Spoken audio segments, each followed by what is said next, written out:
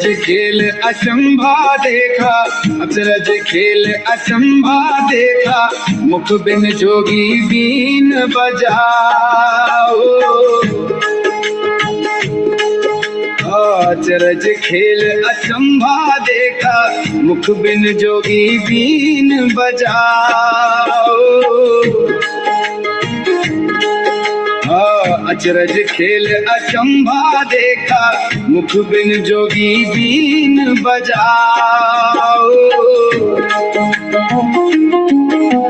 बिन पग चलकर घाट पे पहुंचा, बिन नैना दरस दिखायो, सुने घर में बाजत ढोलक, अनसुना राग सुनायो।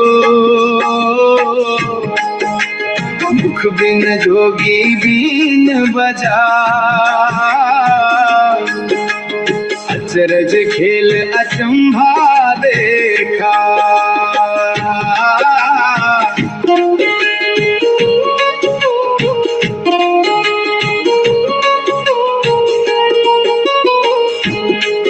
बिन बादल बरसत अमृत, सूखी नदियाँ डोले, गूंगे मुख से वेद पुकारे, बहरे सुनते बोले। बीन बजा के नागिन मोही, इस पल की कुछ कही न जाए।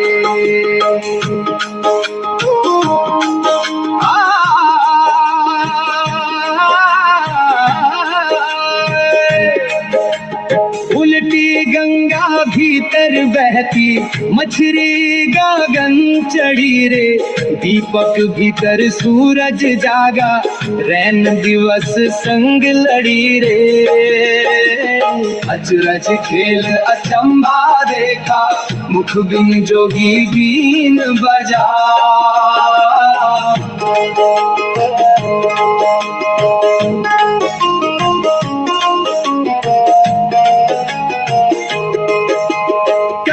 कबीर बुझेगा कोई, जिस पर साहिब राजी, उलट बात का भेद जो पावे, सोई दर का काजी। बीन बजा के नागिन मोही, इस पल की कुछ कहीं न जाए। अचरज खेल अचंभा देखा, मुख बिन जोगी बीन बजा।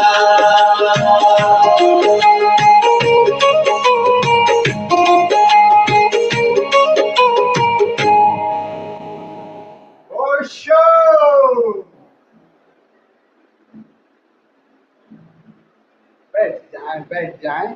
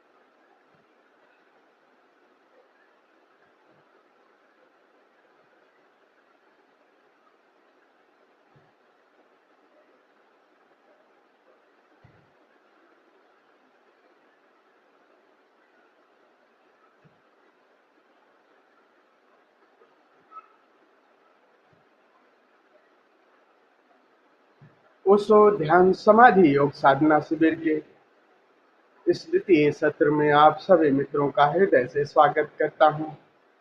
आप सभी को प्रणाम करता हूं।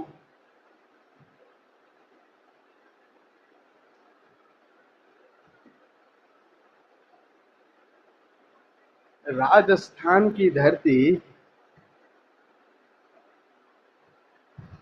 कितने अद्भुत संतों को जन्म दी है, और उसी निर्गुणी परंपरा में एक अद्भुत संत हुए संत चरणदास। संत चरणदास की दो शिष्याएं, एक सहजोबाई, एक दयाबाई। सहजो और दया दोनों उनकी पट शिष्याएं हुई, और दोनों अद्भुत शिष्या हुई। उन्होंने न केवल निर्गुण के ही बल्कि सगुण का भी, सगुण और निर्गुण दोनों के अद्भुत संगम को। और दयाबाई, सहजोबाई कहती है कि जगत तरैया भोर की, जगत तरैया भोर की, सहजो ठहरत नाही। जगत तरैया भोर की, तरैया का मतलब समझते हैं आप लोग? नहीं, तरैया मतलब होता है तारा, भाषा होती वहां की तरैया। जगत तरैया भोर की, जैसे सुबह होते होते वो तारा दिखाई देता है ना, सहजो ठहरत नहीं, अभी देखा नहीं कि बस वो गया। जगत तरैया भोर की, सहजो ठहरत नाही। जैसे मोती ओस की, पानी ठहरत नाही। जाड़े में देखा होगा ना, जब कड़ाके की ठंड पड़ती है, सुबह सुबह आप घूमने जाते हो, घास पर ओस की बूंदें मोती की तरह दिखती हैं, चमकती हैं। कितना सुंदर लगता है पत्तों पर पड़ी हुई उस ओस की बूंदों की चमक, इतनी प्यारी लगती है। यही करता लगता है कि बस ऐसे ही रहे, कितना सुंदर लगता है। लेकिन बस अभी देखा नहीं कि सूरज उगा नहीं कि वो मोती गायब हो जाते हैं। उसी तरह से ये सहजो सावधान कर रही हैं कि ये जो जगत का पूरा पसारा है, ये संसार का जो पसारा है, बस अभी संबंध बनाए और अभी जैसे तुरंत चले गए, बनाए नहीं कि बस बिगड़ने शुरू होते हैं। और इसी तरह से ये एक सावधान कर रहे हैं, केवल सावधान कर रहे हैं कि तुम बहुत ज्यादा इसे पकड़ मत लो। जगत तरैया, ये पूरा संसार का जो पसारा है, खूब खूब समझ में आता है बस बौद्धिक रूप से, लेकिन इसको गहरे अगर साधक उतार देगा तो अनावश्यक जो संबंध है, उलझाव है संसार से, वो दूर हो जाएगा। इसका ये मतलब नहीं कि हम संसार के संबंधों, नातों, रिश्तों को विदा कर देंगे। बस उन नातों रिश्तों के बीच उसके साथ जो माया, जो मोह, जो पकड़ है, वो पकड़ खत्म हो जाए। और वो पकड़ खत्म हो जाए तो संबंध रहेंगे, और वो संबंध फिर तीसरा संबंध बनता है, वो को होता है अनकंडीशनल लव, जो आपको ध्यान से पैदा होगा। तो पहली बात, एक बीतरागता पैदा हो कि जगत तरैया भोर की, ये पूरा जगत भोर की तरैया की तरह है, उसके पीछे शाश्वत खड़ा है। तो उसी से ये जगत का ये जो पूरा विस्तार है, उसी के साथ ये आ रहा है, वो उसकी वही बूंदें आती हैं, फिर वही आकाश सूरज समेट ले रहा है। रात को यही आकाश बादलों को ओस की बूंदों में तब्दील करता, और यही आकाश फिर उसे समेट ले रहा है। तो है कौन? मालिक है। तो नाता मालिक से जोड़े, रहीमन सींचे मूल को, फूल फलय गाय। एक एक पत्ती डाली से संबंध नहीं, मूल को दिखाओ और सींचो तो पूरा अपने देखो, पूरा वृक्ष पुष्पित पल्लवित हो जाता है। तो ये सावधान कर रहे हैं सहजोबाई। और उन्हीं की एक पट शिष्या, अद्भुत पट शिष्या हुई दयाबाई। दयाबाई के वचन सुनिए जरा, क्या दयाबाई कह रही एक पद के माध्यम से। और ये पद बड़े सरल हैं, आप सहजता से उसे समझ भी पाएंगे, उसकी कोई ज्यादा विवेचना नहीं करनी है। बस दया ये कह रही है कि ये आकार और ये जो चेतना है, जब मस्ती में होगा, जब हरि रस में होगे, तो ऐसा नहीं कि चेतना ही नाचेगी। भक्त जब पूरा मस्ती में होता है तो चेतना तो नाचती ही नाचती है, और परिधि भी नाचने लगती है, परिधि भी नृत्य करने लगती है। तो कह रहे हैं कि इतनी मस्ती है, हरि रस की चढ़ी है, और ये भक्त की ही स्थिति है। वही उसी को नानक कह रहे हैं खुमारी, नाम खुमारी। तो ज्ञानी और साधक ध्यानी जो है ना, वो भक्त की खुमारी को जानते ही क्या है। वो जब परिधि भी नाचने लगती है, ज्ञानी एकदम सदा सदा सा रहता है भीतर परमात्मा को, लेकिन उसकी परिधि इतना ज्यादा अवेयर रहता है, इतना ज्यादा सजग रहता है कि परिधि पे अगर बहुत ज्यादा सजग रहोगे, अगर न, तो वो नाच नहीं पाएगी। कि वो अवेकनिंग जो है वो इतनी होती है कि शून्यता इतनी उतरती है, तो थोड़ी सी शून्यता और थोड़ा सा आकार मिक्स, तभी आपकी परिधि नाचेगी। नहीं तो थोड़ा सा, जिसे कहते हैं ना, जो जो जिसे कह रहे हैं नानक देव खुमारी, वो खुमारी में होश और मूर्छा संयुक्त है। क्योंकि देह जो है हमारी, देह सारा जो है मूर्छा का पसार, तो परिधि नाचेगी। बहुत ज्यादा अगर अवेयर हो जाओगे तो परिधि नहीं नाचेगी। फिर उस अवेयरनेस में आकाश तो हो जाएगा, लेकिन परिधि की संभावना है, आपकी देह की संभावना है कि ज्यादा जल्दी गिर जाए। ज्यादा आकाश के साथ संबंध बनाओगे तो देह आपकी विदा हो जाएगी, क्योंकि आकाश की सारी चेतना, तुम्हारी ऊर्जा आकाश की तरफ अगर 24 घंटे लगे हो। इसीलिए भक्त हर वक्त द्वैत में रहता है। ऐसा नहीं कि निर्वाण का अनुभव नहीं करता, निर्वाण का अनुभव छलांग लगा के फिर वापस आ जाता है, वो बीच में। तो उसे कह रहे हैं, कहते हैं एक गीत है ना, सगुण में फंस गए हैं और निर्गुण में फंसे निर्गुण वाले। तो निराकार और साकार के बीच वो निरंकार है, वो मध्य में है। तो मध्य में, वो बीच में, वो भक्त, वो निराकार, और निराकार में आप पहुंच जाओगे, वहां एक शून्यता है, कुछ नहीं है, चैतन्य अपने शिखर पे है निर्वाण में। और आकार में आ जाओगे तो पूरे सब कुछ परिवर्तन है। एक मध्य में है जहां से आकार, जो आकार को पैदा कर रहा है, और जहां जिसने निराकार ने अवल अल्लाह नूर उपाया, प्रथम जो है वो नूर है, नूर है, नाद कहो, वो मध्य में है। तो भक्त वही मध्य में टिका रहता है। तो एक पांव उसका निराकार में, एक पांव आकार में।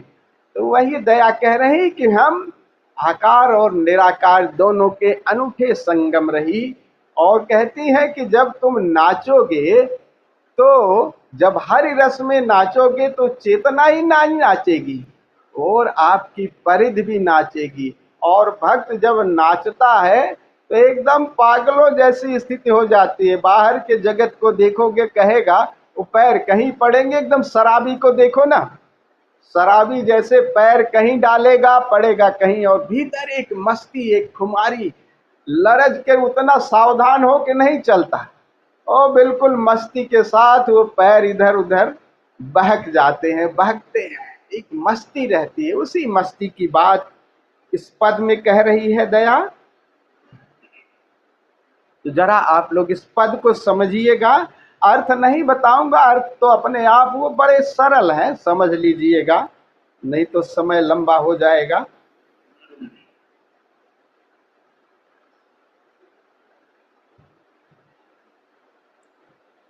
कह रही है दया पद में, प्रेम मगन जो साध जन, तिनकी कही न जात, तिनकी गति कही न जात। रोए रोए गावत हसत, वो रोते भी है और गाते भी, दोनों विरोधाभास एक साथ है, क्योंकि तुरंत ही विरह भी मिलता है, तुरंत ही मिलन भी होता है। तो कभी रोते हैं, वो बाहर देखिए ना जगत में तो वो पागल जैसे ही दिखेंगे। तो रोए रोए गावत हसत, दया अटपटी बात, बिल्कुल अटपटी बात है। संसार को देख, संसारी देखेगा कहेगा अरे ये क्या, इसकी कुछ समझ में नहीं आ रहा, अभी रोने लगी अभी हंसने लगी तुरंत ही। और जब बहुत ही आह्लादित होते हो तो आंसू झरझर बहने लगते हैं, वो आंसू आनंद के होते हैं। लेकिन संसार क्या समझता है, संसार समझता है कि किसी पीड़ा में है बेचारी, किसी पीड़ा में है। दया कह रही है कि ये बड़ा अटपटा लग रहा है।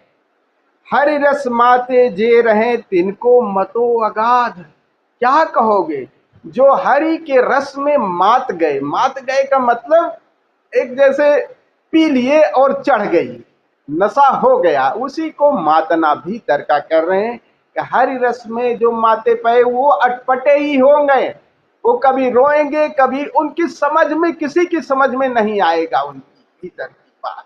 तो कभी वो रोएंगे भी, कभी वो जब हर्ष है, जब बहुत ज्यादा अतिरेक में होगा तो रोना भी होगा और हंसना भी होगा। और कह रहे हैं त्रिभुवन की संपत्ति दया त्रिन सम जानत साध। पूरे तब संपत्ति, ये आकार और ये संपत्ति, ये पद, ये धन, इसके साथ उनके संबंध जो है बिल्कुल तृण की तरह, यानी छोटे तिनके। तिनके का जैसे कोई महत्व तो नहीं होता ना, तिनके का क्या महत्व, जब चाहो जब फेंक दो, जब चाहो जब पकड़ लो, एक झाड़ दो ऐसे। तो जैसे झाड़ दो ऐसे ही वो धन को, त्रिभुवन की संपत्ति को इसी तरह से झाड़ दिए, खत्म दिए। और हरि रस के सामने इनकी संपत्ति, इनके पद का क्या मूल्य, संबंधों का क्या मूल्य। दिन दिन अधिक स्नेह, कह रहे हैं दया मगन हरि रूप में। और कह रहे हैं कहूं धरत पग परत कहूं उमग गात सब दे। और ऐसे जब मदमाते हो ना, नशे नशे में जब हो जाते हो, नशे का तो हम लोगों को सबको पता है, कहीं पैर पड़ेंगे, देखा होगा रास्ते पे चलते हुए, वो रखना कहीं और चाहता है, पड़ता कहीं और। ऐसे ही भीतर जब हरि रस में मदमाते हैं तो वो बिल्कुल बिना मतलब के वैसे ही हंसते रहेंगे, पैर कहीं और बहुत संभल के नहीं चलता ये भक्त। मदमाता मस्त रहता है, वो परेगा पैर कहीं और, जैसे एक मस्ती, एक खुमारी सी रहेगी। तो हंस गावत रोवत उठत गिरगिर परत अधीर, कह रहे कभी हंसते हैं, कभी रोते हैं, गाते हैं, क्योंकि ज्यादा शुद्ध नहीं है, शुद्ध नहीं है, इतनी मस्ती है। तो कभी कभी वो शरीर भी गिर पड़ता है, गिर पड़ता है, फिर उठ जाते हैं, गिर पड़ता है, उठ जाते हैं। और कह रहे हैं पै हरि रस चस्को दया सहे कठिन तन पी। लेकिन हरि का चस्का ऐसा है कि गिर गए, चोट भी लग गई, सब कुछ हो गया, और फिर लेकिन वो चस्का इतना गजब का है। रामकृष्ण परमहंस को जब ऐसे ही समाधि लगती थी तो हर समाधि के बाद उनको तो पूर्ण ऐसी समाधि लगती थी, मुंह से झाग और गले का कैंसर भी था।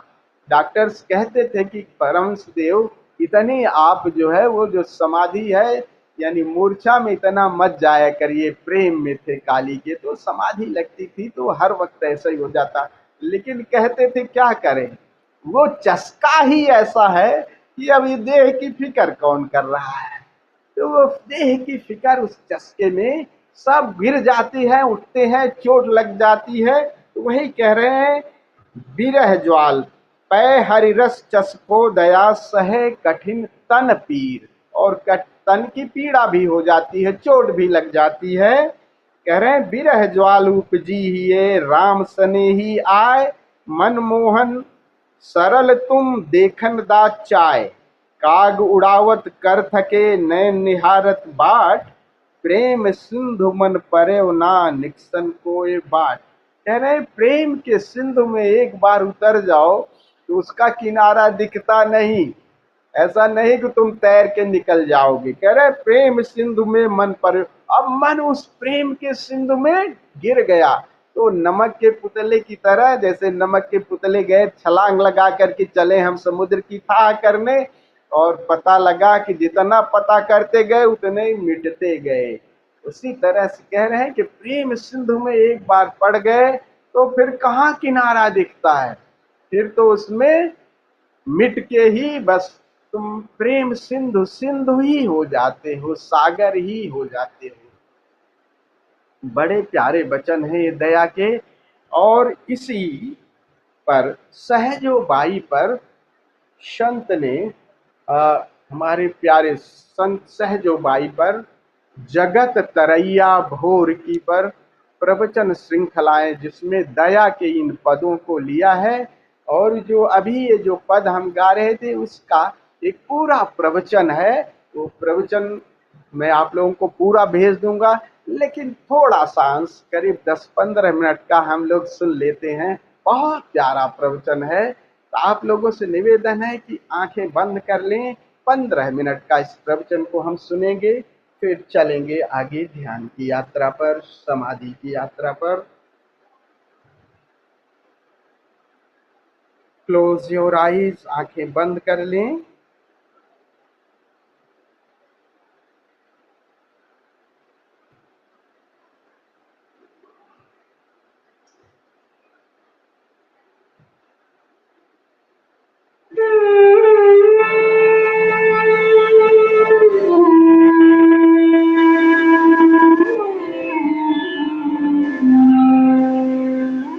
दया कह रही उमगी गात सब दे। ऐसा नहीं कि सिर्फ तुम्हारी आत्मा नाचेगी, ये भी अधूरी दृष्टि है कि आत्मा प्रसन्न है। ये भी शरीर की विपरीत दृष्टि है। जब आत्मा नाचेगी तो मन भी नाचेगा, जब मन नाचेगा देह भी नाचेगी, तुम्हारी समग्रता नाचेगी, तुम पूरे के पूरे नाचोगे। प्रभु जब आएगा तो सिर्फ आत्मा को ही संपदा थोड़ी मिलेगी, मन भी अगाध हो जाएगा। तुमको मतो अगाध। और जब प्रभु आएगा तब तुम्हारी देह भी पुनीत हो जाएगी, दिव्य हो जाएगी, तुम दिव्य देही हो जाओगे। उसके आगमन पर सब कुछ कंचन हो जाएगा, उसके आगमन पर सब अमृत हो जाएगा। फूल तो खिलेंगे ही खिलेंगे, कांटे भी खिलेंगे। कहूं धरत पग परत कहूं, उमगी गात सब दे अधिक से। और जैसे जैसे इस हरि रूप में डुबकी लगती है, दिन दिन अधिक सने, उतना उतना प्रेम उपजता है। तो धार्मिक व्यक्ति का लक्षण है उसमें से बहता हुआ प्रेम का झरना। वही कसौटी है कि कोई धार्मिक है या नहीं। जितना तुम्हारा समय, जितना तुम्हारा प्रेम बढ़ने लगे कि तुम अकारण बेशर्त प्रेम बांटने लगो, उनको जिनको जरूरत है, उनको जिनको जरूरत नहीं है, उनने जिनने मांगा, उनने जिनने नहीं मांगा, तुम जा जा के झोलियां भरने लगो लोगों के प्रेम से। तुम अपने प्रेम को उछाल के चलने लगो, परिचित अपरिचित को देने लगो, अकारण। दो ही हाथ उलीचिए। जब तुम उलीचने लगो, कबीर ने कहा है जैसे कभी नाव में पानी भर जाता है तो दोनों हाथ उलीचना पड़ता है, ऐसे ही जब तुम्हारे हृदय में प्रेम भरे, दोनों हाथ उलीचिए। यही संतन को काम। जब तुम प्रेम उलीचने लगो और प्रेम बटने लगे और प्रेम तुमसे बहने लगे और तुम एक मंदिर बन जाओ जहां से प्रेम की अनंत धाराएं बहें, तभी जानना प्रभु घटा। प्रभु के घटना का दावा वक्तव्यों से नहीं होता। तुम ये कहो कि मुझे ईश्वर मिल गया, इससे कुछ हल नहीं। कितना तुम्हारा जीवन प्रेम के मार्ग पर बह रहा है। यहां तो हालत उल्टी है। हजारों साल के उपद्रव ने धर्म के नाम पर जो पंडित पुरोहितों ने चलाया है, हम महात्मा उसी को कहते हैं जिसकी प्रेम धार बिल्कुल सूख जाती, जो बिल्कुल काठवत हो जाता, सूखा लक्कड़, जिसको तुम जलाओगी तो धुआं भी ना निकले, क्योंकि जलधार बिल्कुल नहीं बची उसमें। उसको हम महात्मा कहते हैं। हम कहते हैं पहुंच गया, लेकिन ये बात कहीं और पहुंच गया मालूम होता। परमात्मा पे नहीं, परमात्मा बहुत रसिक था। तुम जरा सोचो, अगर महात्माओं के हाथ में दुनिया चलाने का काम हो तो क्या गति हो। फूल खिलेंगे? नहीं। वृक्ष हरे होंगे? नहीं। कोई पुरुष किसी स्त्री को प्रेम करेगा? नहीं। कोई माँ किसी बेटे को प्रेम करेगी? नहीं। कोई मित्र किसी मित्र के लिए मरेगा, जिएगा? नहीं। अगर महात्माओं के हाथ में दुनिया हो तो सारा जीवन यंत्रवत हो जाएगा। उसमें से एक बात कम हो जाएगी, प्रेम बिल्कुल कम हो जाएगा। इसलिए गुरजीएफ कहता था कि दुनिया के तथाकथित महात्मा परमात्मा के विपरीत मालूम होते, क्योंकि परमा तो खूब बह रहा है, चांदारों में, पत्थर पहाड़ों में, सब दिशाओं में, अनंत अनंत रूपों में। परमात्मा नर्तक है, गायक है, प्रेमी है। जब तुम्हारे जीवन में धर्म बढ़ेगा तो यही होगा, दया मगन हरि रूप में दिन दिन अधिक स्नेह। यही लक्षण है। इसी को कसौटी मानना कि रोज रोज कदम कदम पर तुम्हारा प्रेम बढ़ता जाए तो समझना कि पहुंचे प्रभु के पास, बढ़ रहे, ठीक मार्ग पर हो।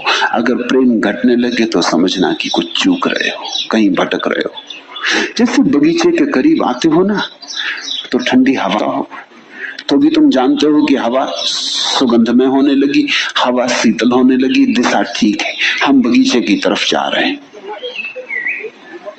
ऐसे ही तुम्हारे भीतर जब प्रेम उमगने लगे, उमगी गात सब दे, और प्रतिपल तुम्हारा स्नेह बढ़ने लगे और बिना किसी शर्त के तुम उसे बांटने लगो, सौदा न हो, प्रेम का दान शुरू हो जाए, तो तुम जानना कि प्रभु के पास आने लगे। मंदिर ज्यादा दूर नहीं, करीब ही है। शायद तुम सीढ़ियों पर आ खड़े हुए हो। इस वचन को ख्याल में लेना। हंसी गावत रोवत उठत गिरी गिरी परत अधीर। वो जो प्रभु का प्यासा है, हंसता है, गाता है, रोता है, उठता है, गिरता है, आनंदित है कि कुछ कुछ वर्षा होने लगी, और अधीर भी है कि और वर्षा कब होगी। तृप्त है कि प्रभु थोड़े तुम उतरे, अतृप्त है कि पूरे कब उतरोगे। संतुष्ट है कि तुम्हारी एक किरण आई, और असंतुष्ट है, महा असंतुष्ट है। इतना असंतुष्ट कर हंसी आवत रोबत उठत गिरगिर परत अधीर, तय हरिरस जिसको दया सहे कठिन तनपीर। लेकिन जिसको एक बार चस्का लग गया हरिरस का, एक बार स्वाद आ गया, एक घूंट पीली शराब, तय हरिरस जिसको दया सहे कठिन तनपीर। अब चाहे कितनी ही पीड़ा हो, विरह कितना ही जले और जलाए, अब चाहे रोए रोए तड़फे और रोए, लेकिन जिसको एक बार चस्का लग गया अब लौट नहीं सकता, अब पीछे जाने का कोई उपाय नहीं। बहुत बार भक्त सोचता है लौट जाऊं, इसे तुमने ऐसा समझो, तुमने 99 के चक्कर की कहानी सुनी है ना, वैसा संसार में नहीं घटता, वैसा अध्यात्म में भी घटता है। एक सम्राट का एक नाई था, मालिश करने वाला। वो रोज मालिश करता, सम्राट की 1 रुपया उसे मिलता। पुराने दिन की बात, 1 रुपया बड़ी बात थी। 1 रुपया 1 महीने के लिए काफी था। तो नाई की मस्ती का क्या कहना, दिल खोल के आनंद लेता, मित्रों को दावत देता, सारा गांव उसको दानी मानता था। 1 रुपया बड़ी बात थी और उसकी मस्ती मस्ती थी। एक दफा सुबह मालिश कराया सम्राट की, फिर दिन भर मस्ती मस्त था। बैठक जमती, ताश खेला, ईर्षा करने लगा। उसकी मस्ती से ईर्षा होने लगी कि मेरे पास सब है और इतना मस्त नहीं, और इसके पास कुछ भी नहीं, और इसकी मस्ती का क्या कहना, बस सुबह काम किया निपट गया घंटे भर में, फिर दिन भर मजा ही मजा है। उसने अपने वजीर से कहा कि इसकी मस्ती का राज क्या है। वजीर ने कहा कुछ खास राज नहीं, ठीक कर देंगे। और दूसरे दिन से नाई ठीक होने लगा। ठीक होने ना मतलब खराब होने लगा। 5-7 दिन में तो नाई की हालत खराब हो गई। सम्राट ने पूछा मामला क्या, तू सूखा जा रहा है एकदम, अब चौपड़ नहीं बैठती, शतरंज भी नहीं सुनाई पड़ती। अब राजमराट ने पूछा इसमें परेशान होने की क्या बात है, मजा कर। उसने कहा उसी ने तो सब मजा किरकिरा कर दिया। तो दूसरे दिन जब मुझे 1 रुपया मिला, मैंने सोचा कि अगर 1 रुपया बचा लूं तो 100 हो जाएंगे।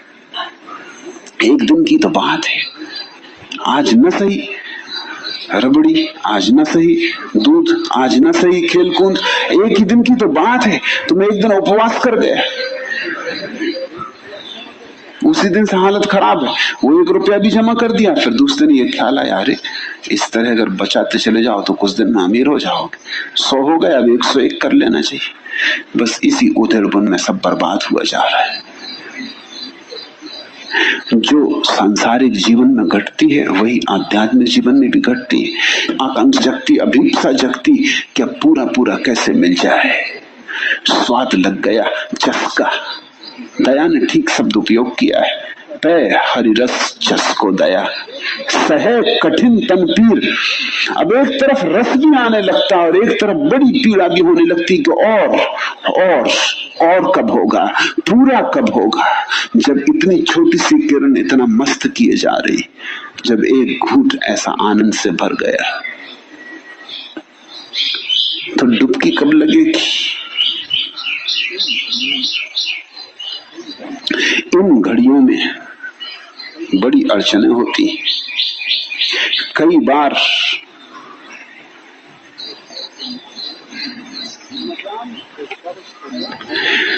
मजाल ए तर्क ए मोहब्बत न एक बार हुई, ख्याल ए तर्क ए मोहब्बत तो बार बार आया। बहुत बार ख्याल आता है छोड़ें ये झंझट, छोड़ें ये प्रेम का नशा। मजाल ए तर्क ए मोहब्बत न एक बार हुई, हिम्मत तो न जुटा पाए छोड़ने की। ख्याल ए तर्क ए मोहब्बत तो बार बार आया, लेकिन ये ख्याल तो बार बार आया कि छोड़ें झंझट, लौट जाएं वापस। वे पुराने दिन ही बेहतर थे, अंधेरे में खोए थे, कुछ पता तो न था, स्वाद ही न लगा था तो सुख तो था, एक तरह का सुख था, एक तरह की शांति थी। जान ए तर्क के मोहब्बत न एक बार हुई, हिम्मत तो न कर सके छोड़ने की प्रेम, त्याग तो न कर सके प्रेम का। ख्याल ए तर्क के मोहब्बत तो बार बार आया, लेकिन विचार तो बार बार आया कि छोड़ दें, लौट जाएं। उठाना है जो पत्थर रख के सीने पे वो गाम आया, मोहब्बत में तेरी तर्क के मोहब्बत का मुकाम आया। ऐसे भी मौके आए जब ऐसा लगा कि ये तेरी मोहब्बत की यात्रा में मोहब्बत छोड़ने के भी पड़ाव आते हैं क्या। ऐसा बहुत बार लगा छोड़ दें और भाग जाएं, ऐसा बहुत बार लगा अभी भी लौट जाएं। अगर इतने से होने से इतनी पीड़ा हो रही है, सुख भी हो रहा है, उनको अंधेरा भी दिखाई नहीं पड़ता है, क्योंकि दिखाई पड़ने के लिए आंख चाहिए, चाहे अंधेरा देखो चाहे रोशनी, बिना आंख कुछ भी दिखाई नहीं पड़ता। तुम शायद सोचते हो कि अंधे आदमी को अंधेरा अंधेरा दिखाई पड़ता होगा, तो तुम गलती में हो। तुम अपने हिसाब से सोच रहे, तुम आंख बंद करते हो तो तुमको अंधेरा दिखाई पड़ता है, क्योंकि तुम्हारी आंख ठीक है। अंधे को अंधेरा भी दिखाई नहीं पड़ता। तो जब अंधे की आंख थोड़ी थोड़ी ठीक होने लगती, तब बड़े कष्ट का मुकाम आ जाता है। धुंधला धुंधला दिखाई पड़ता है, और धुंधले धुंधले दिखाई पड़ने में अंधेरा भी दिखाई पड़ता है, और धुंधले धुंधले दिखाई पड़ने में अभीपसा जगती है कि ठीक ठीक कब दिखाई पड़ेगा, पूरा पूरा कब दिखाई पड़ेगा। कोई हंसी भी तो हो। चलो फिर आज उसी बेवफा की बात करें। बहुत बार सोच लेता है कि छोड़ो, भूल जाओ, यात्रा कठिन है, कहाँ की झंझट में पड़े। ये किस अभागे क्षण में यात्रा शुरू कर दी। इससे तो सांसारिक आदमी ही ठीक है, अपने मजे से जी तो रहे हैं, जाते हैं दुकान, आते हैं घर, चलाते हैं काम, अदालत मुकदमा, सब तरह की दुनिया, और चल रहे हैं। उन्हें कुछ पता ही नहीं है। ये किस दुर्भाग्य में हमें पता चल गया, ये चस्का हमें कैसा लग गया।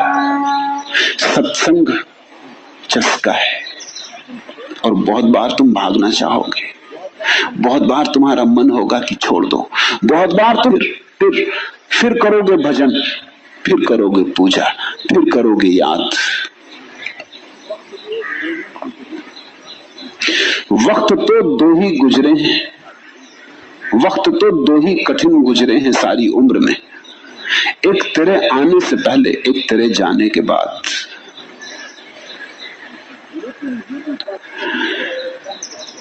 लेकिन ये भी बात तभी पता चलता है जब प्रभु की किरण आ गई, उसके पद ध्वनि सुनाई पड़ गई, तब पता चलता है कि इसके पहले जो था वो भी कष्ट था, कुछ भी सार न था, व्यर्थ जिए, अकारण जिए। और अब और महाकष्ट की घड़ी आ गई।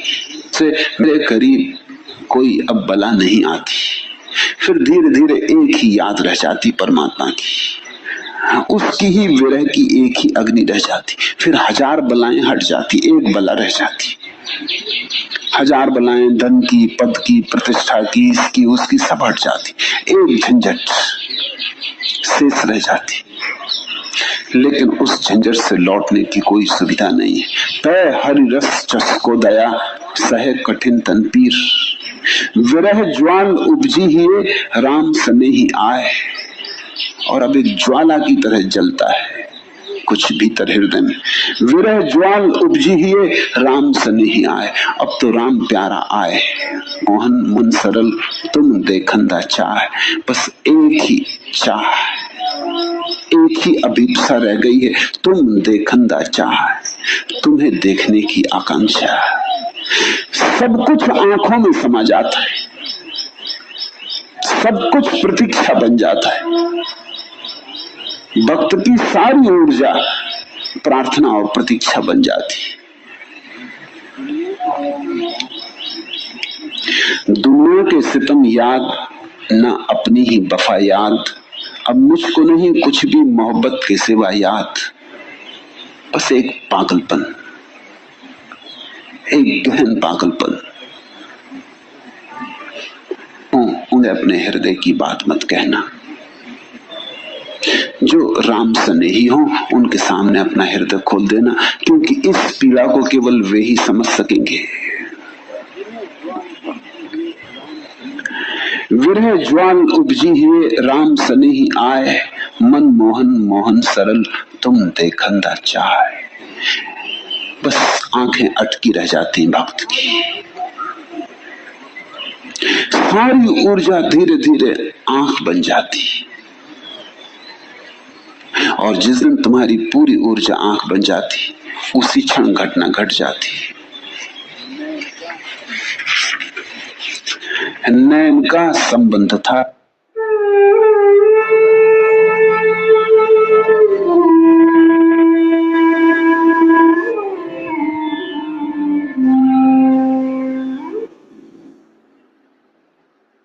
धीरे धीरे आंख खोलें।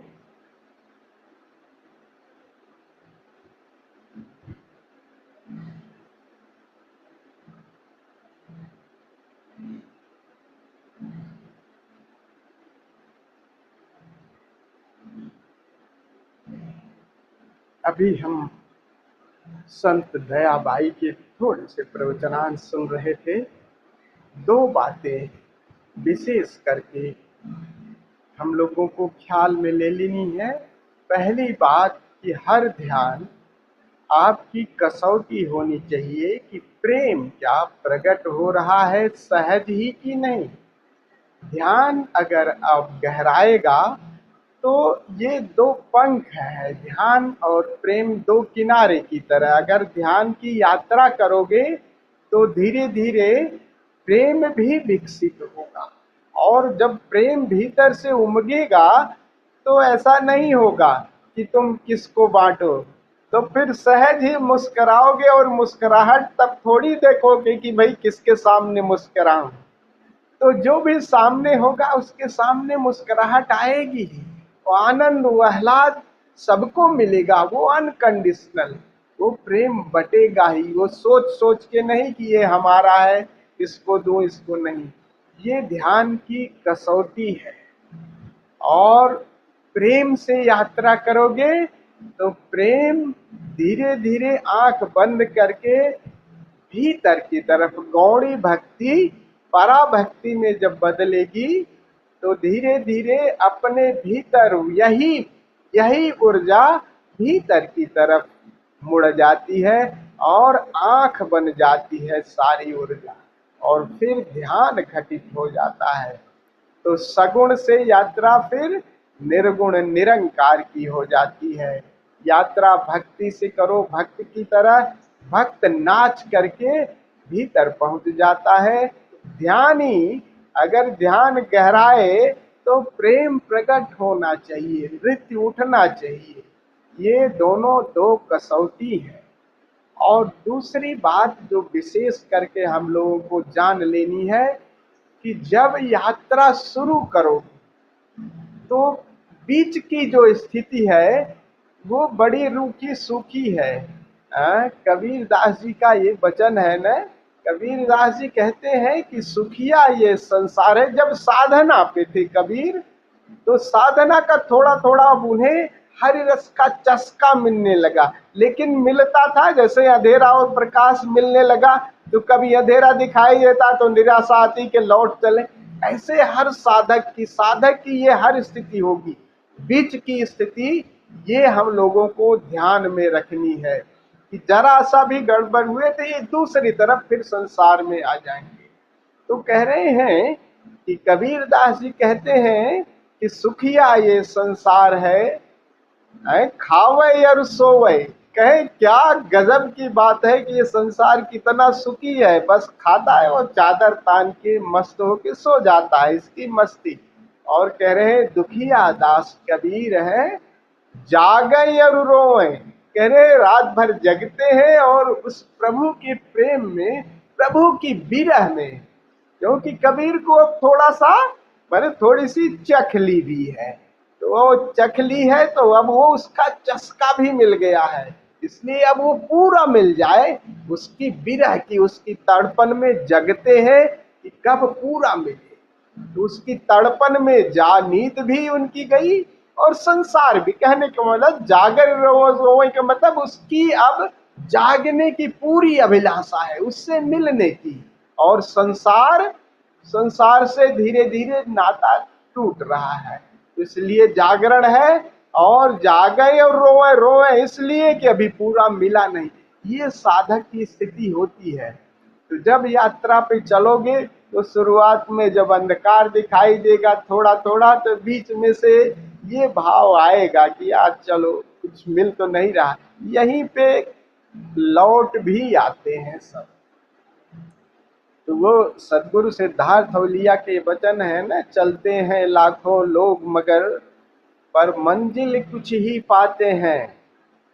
ये खूब हम लोगों को याद रखना चाहिए कि चलते हैं लाखों लोग मगर पर मंजिल ही कुछ पाते हैं। इसलिए नहीं कि राह कठिन, राह इतनी कठिन नहीं है जितनी, बस चलते हैं रुक रुक जाते हैं। थोड़ी देर रुकेंगे और रुकोगे ना तो रुकोगे तो नीचे खींच लिया वो प्रकृति आपको, वही नहीं कि बस चलो हम यहाँ तक यात्रा कर लिए फिर मर्जी होगी यहाँ से चलेंगे, नहीं, ऐसा नहीं। अस्तित्व तो फिर आपको प्रकृति आपको रुके कि आपको प्रकृति नीचे खींच लेगी। तो आपका जैसे गड्ढा आपने खोद दिया तो फिर ये नहीं कि हम 2 महीने बाद चलेंगे उसके बाद गड्ढा खोदेंगे, 2 महीने बाद वो गड्ढा पूरा भरा मिलेगा, फिर से आपको खुदाई करनी पड़ेगी। ये साधक को बिल्कुल सावधान रहना है कि जब हम यात्रा कर रहे हैं और थोड़ा सा मजा आने लगा, चस्का आने लगा, तो लगातार उस पर धैर्य, प्रतीक्षा और अंतर यात्रा के लिए प्रतीक्षा और धैर्य ये सतत जरूरी है। ध्यान ठीक से चल रहा है कि नहीं, तो प्रेम पैदा हो रहा है। प्रेम अगर पैदा हो रहा है तो समझो ध्यान ठीक ठीक चल रहा है।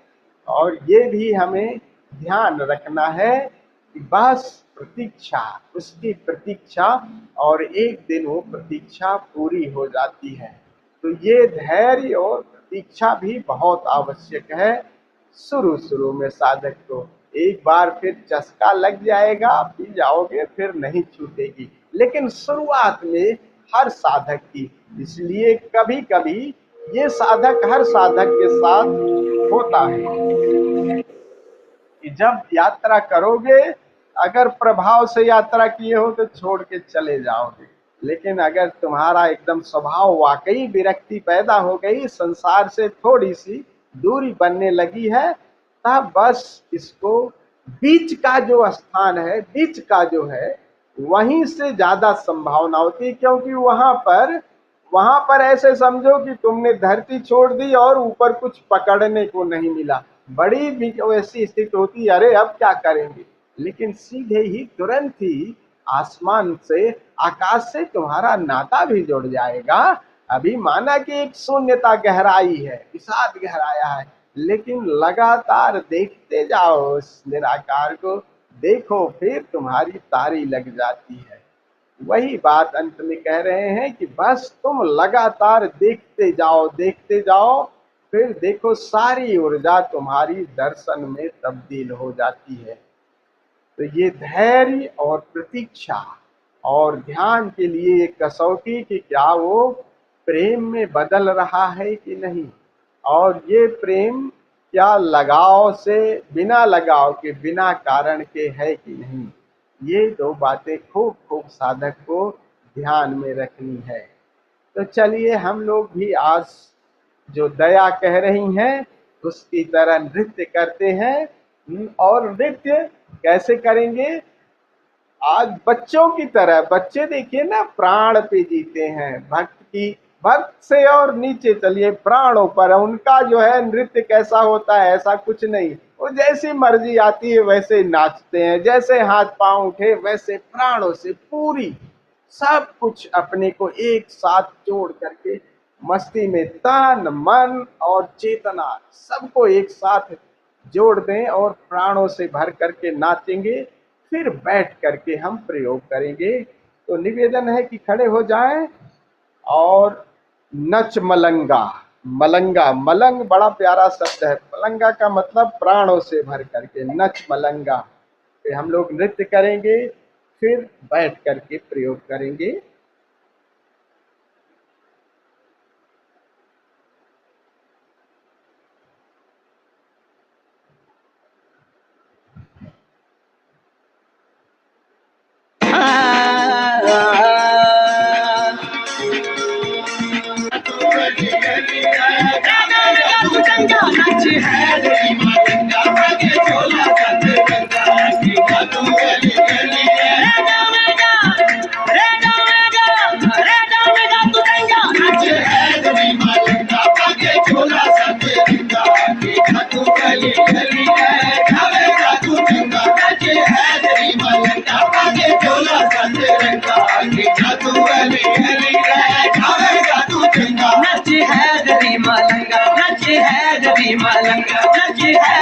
मलंगा आगे झोला साथे रंगा नाच है गरी मलंगा आगे झोला साथे रंगा नाच है गरी मलंगा आगे झोला साथे रंगा नाच है गरी मलंगा आगे झोला साथे रंगा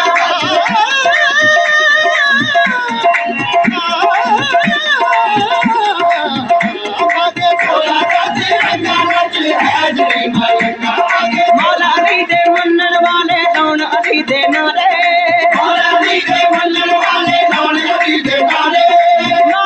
दे दर्द नच दे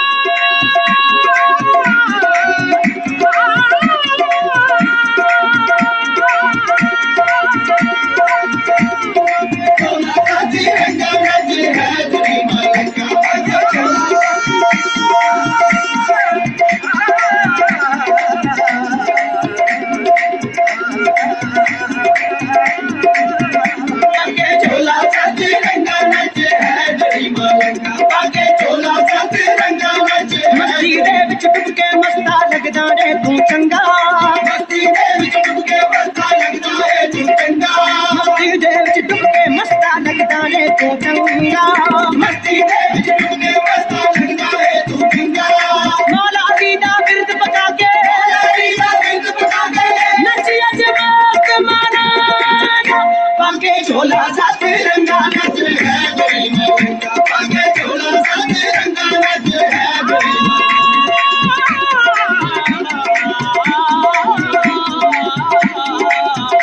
पाके झोला साथ रंगा नच है गई मलंगा करे बाबा के झोला साथ रंगा नच है गई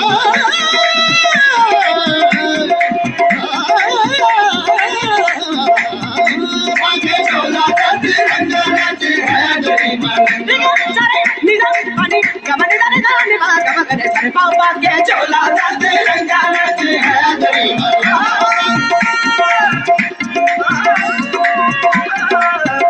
आगे झोला साथ रंगा नच है गई मलंगा तन विच हैदर मन विच हैदर हैदर नूनू अंदर तन विच हैदर मन विच हैदर हैदर नूनू अंदर हैदर हैदर बिरद पका के हैदर बिरद पका के नचदा मत करे पाके झोला साथ रंगा नच है गई मलंगा पाके झोला साथ रंगा नच है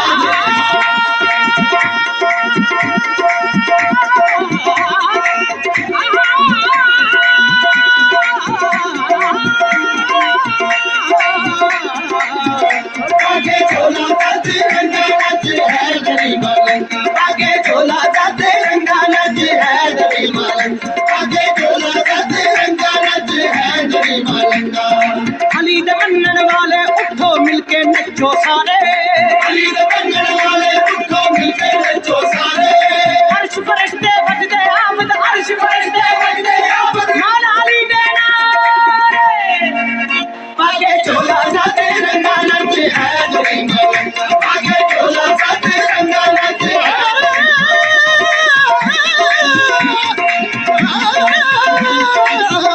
पाके झोला साथ रंगा नच है गई मलंगा पाके झोला साथ रंगा नच है गई मलंगा पाके झोला साथ रंगा आगे जा तू अली अली रह जावेगा तू चंगा नच है गई मलंगा पाके झोला साथ रंगा आगे जा तू अली अली रह जावेगा तू चंगा बन देने बली पी के जम मौला अली दा बन देने बली पी के जम मौला अली दा सदा सुखी रहंदा रे गुलाम मौला अली दा सदा सुखी रहंदा रे गुलाम मौला अली दा मौला अली दा गुलाम बादशाह नालो चंगा मौला अली दा गुलाम बादशाह नालो चंगा आगे जा तू अली अली रह जावेगा तो चंगा मौला अली दा गुलाम बादशाह नालो चंगा आगे जा तू अली अली रह जावेगा तू चंगा मौला अली दा गुलाम बादशाह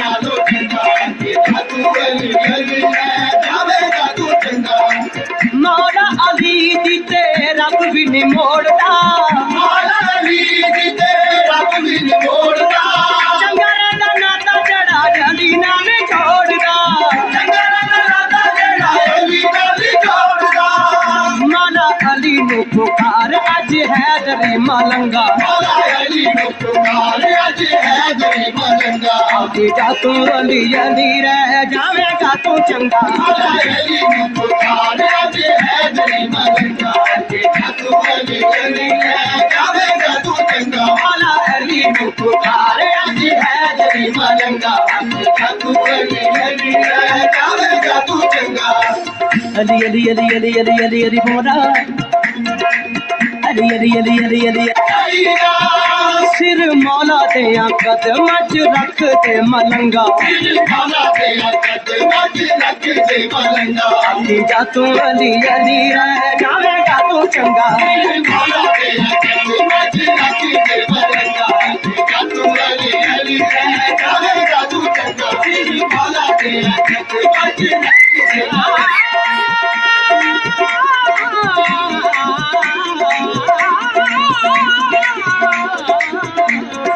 मौला दे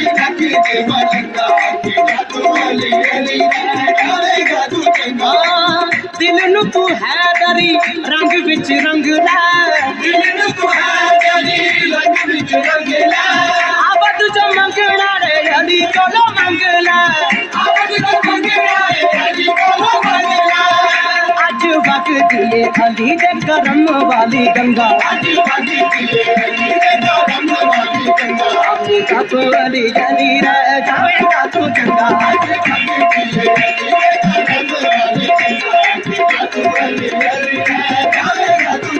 नच है गरिमा लंगा नच है गरिमा लंगा नच है गरिमा लंगा नच है गरिमा लंगा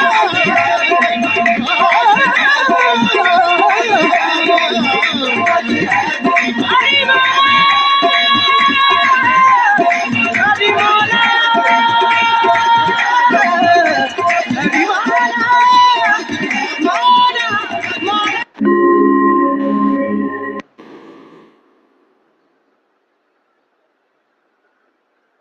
आहिस्ता से प्रकाश बुझा दे, पूरा अंधेरा कर ले।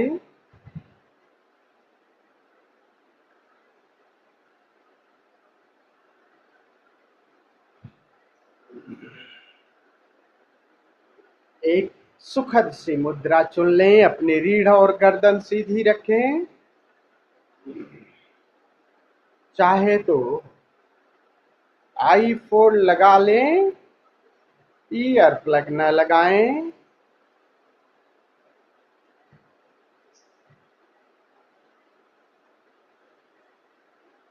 प्रयोग वहीं बैठकर करें जहां आपको लेटना है।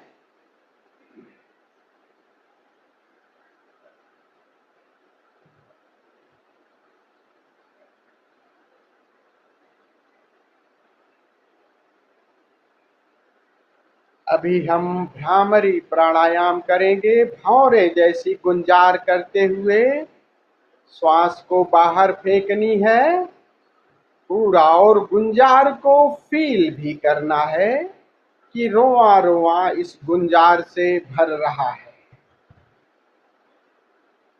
भ्रामरी प्राणायाम स्वयं पर लौटाएं, अपनी देह पर, अपने मन पर।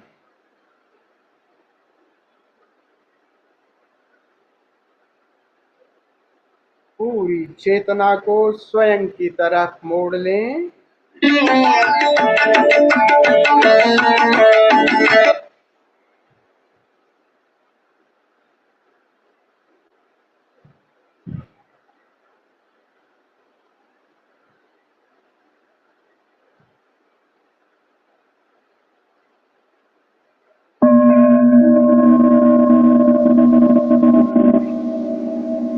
शुरू करें।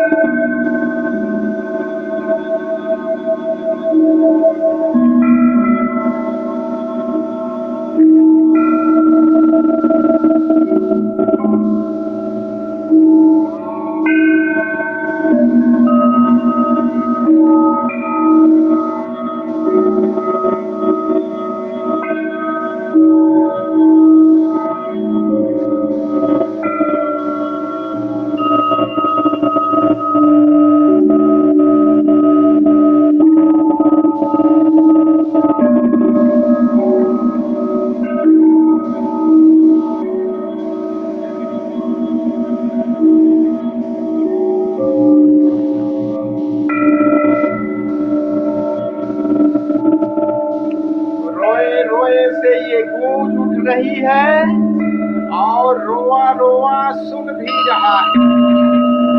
सुनना और दोनों एक साथ।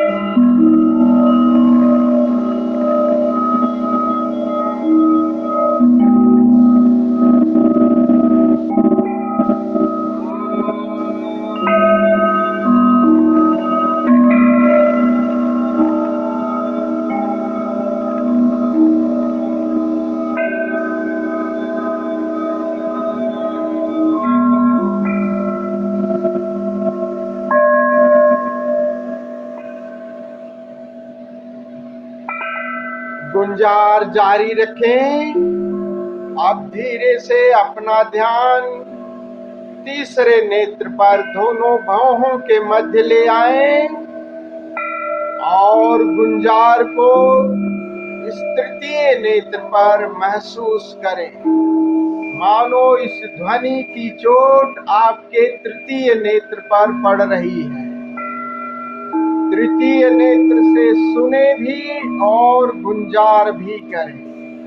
पूरी चेतना तीसरे नेत्र पर और गुंजार।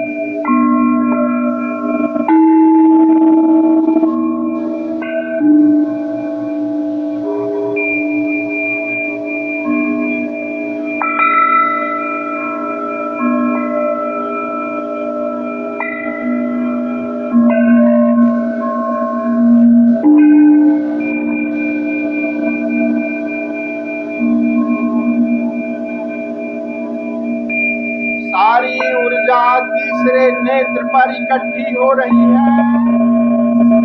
वहीं ये ध्वनि सुनी जा रही है और ध्वनि की चोट भी हो रही है।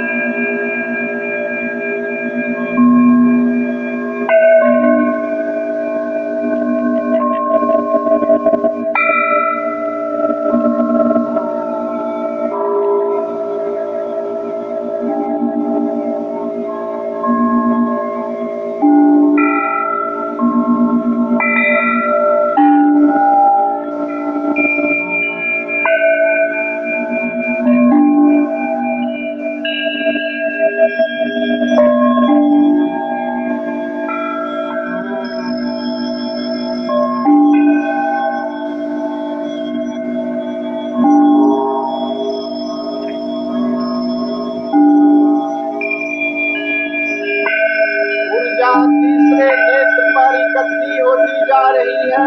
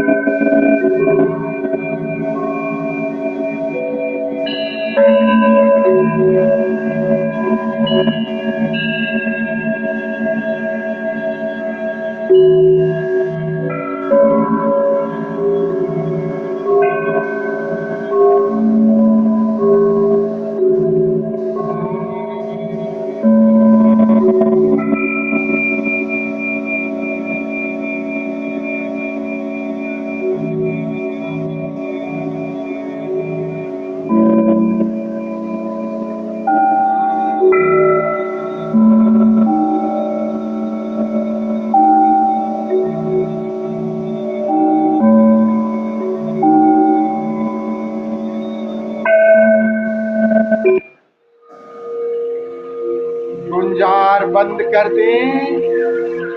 ध्यान तीसरे नेत्र पर, मानो बस केवल वो तीसरा बिंदु ही रह गया। ये संगीत मानो उस तीसरे बिंदु पर चोट कर रहा है।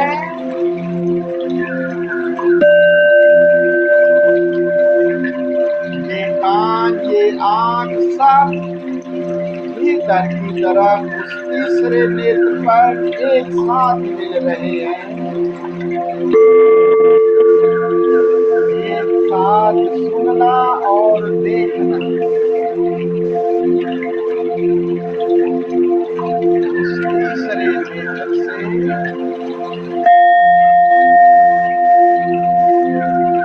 बंद आंखों से तीसरे नेत्र से सुने और देखें।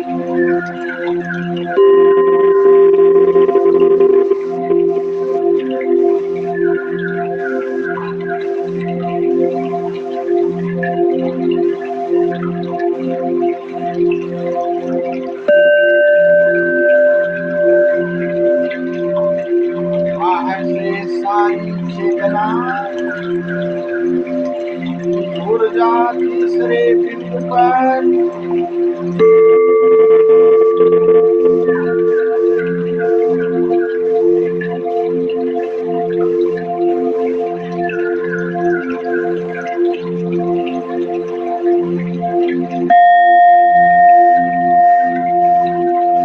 एक छठी इंद्री ही है जहाँ पांचों इंद्रियां एक साथ मिलती हैं। यही से योगी देखता भी है, सुनता भी है, बोलता भी है, स्पर्श भी करता है।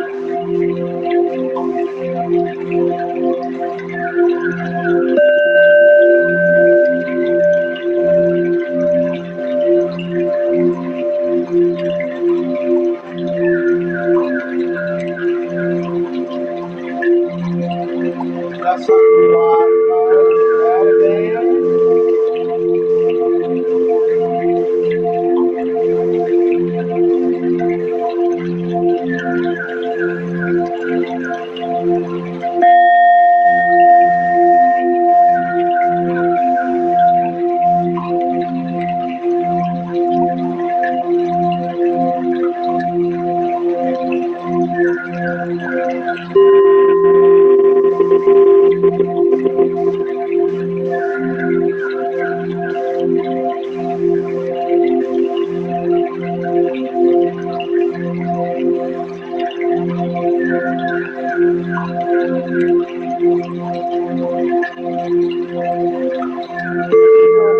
पर हल्का हल्का मीठा मीठा दबाव महसूस कर रहे हैं।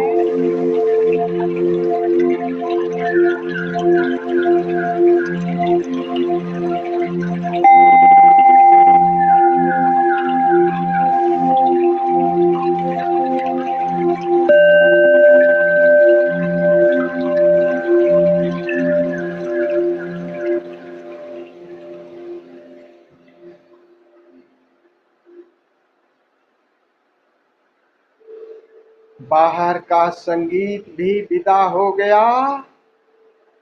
अब भीतर देखना जारी रखें। पूरी चेतना देखने पर, पूरी ऊर्जा दृष्टि पर,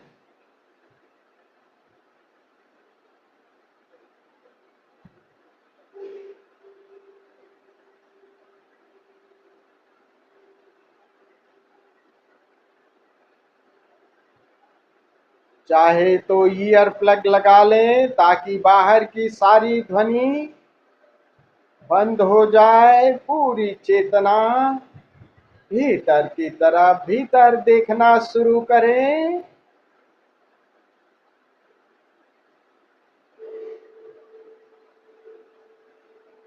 ऊर्जा तीसरे नेत्र पर,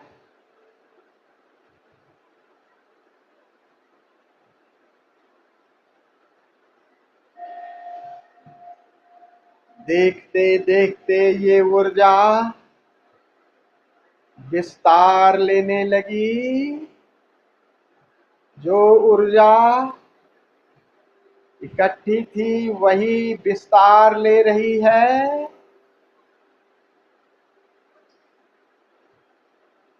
लाई डाउन इन शवासना।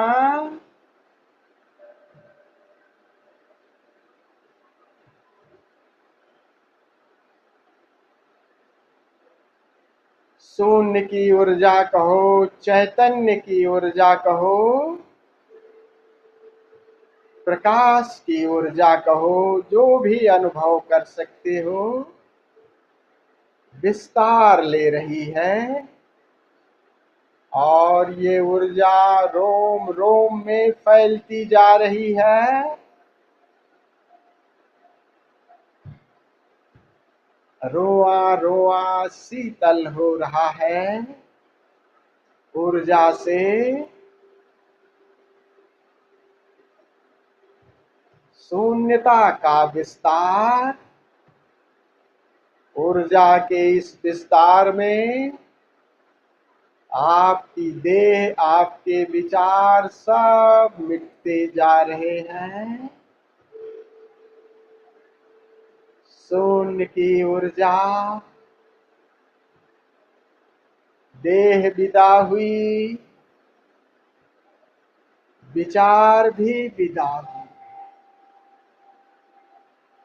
एक शून्य का दर्शन।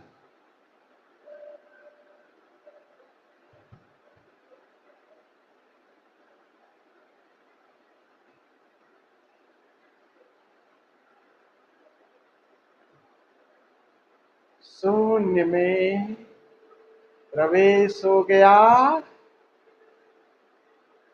Watch your inner space. सारे आकार इसी में मिट गए।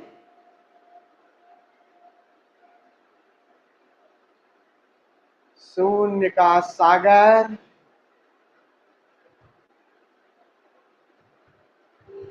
जिसकी कोई सीमा नहीं।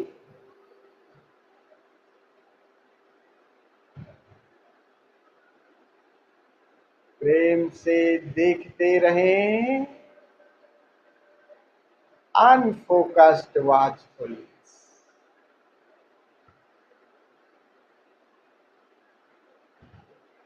सारी धारणाएं, सारी कल्पनाएं, सारे प्रयास छोड़ दें।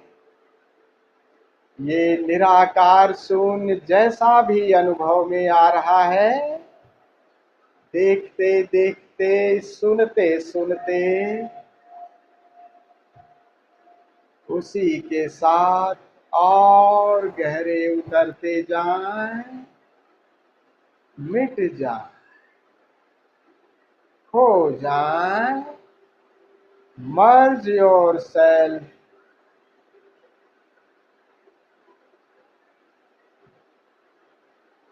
मर्ज योरसेल्फ, लीन हो जाए, सागर ही हो जाए, शून्य के साथ। जय ओशो।